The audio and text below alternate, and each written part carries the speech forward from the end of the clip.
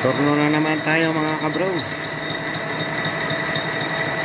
Ito pala ay shafting ng return axis screw pump mga kabro. Binild upan ko ito, tapos tinuturno ko ulit para makuha yung tamang diameter niya.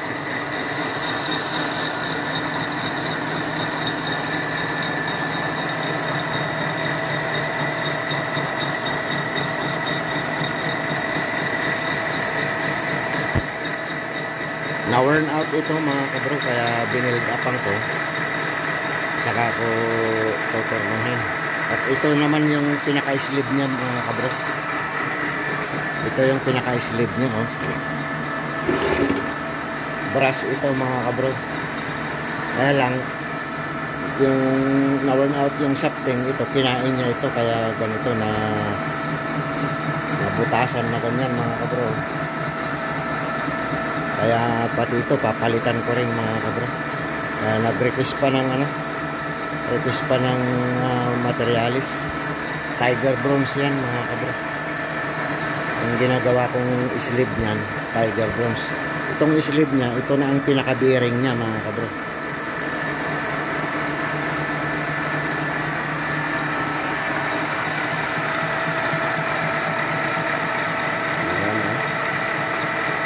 Talas ng kalim ito mga kabro.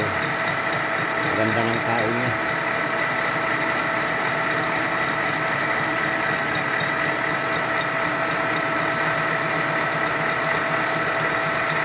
Itong chips niya na ito mga kabro, yan ang iniingatan ko na tumalsik sa balat mga kabro. Kasi pag tumama sa balat yan, sunog yung balat mo mga kabro sa init.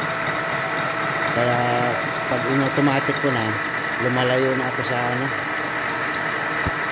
kasi minsan tumatalsik yan, tumatama sa aking balat, nasusunog.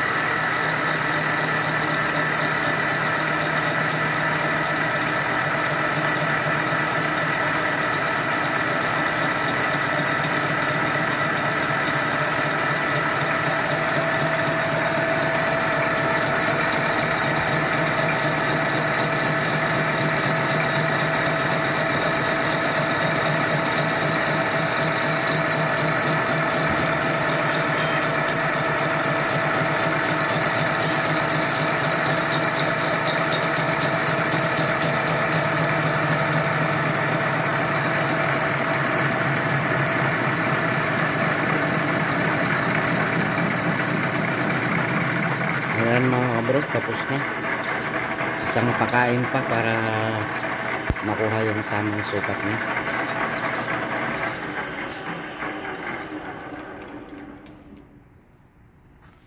Yan ang itsura niya mga kabro.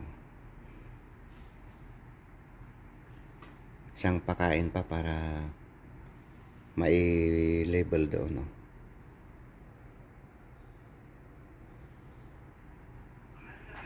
Ayan mga kabro, hanggang dito na lang.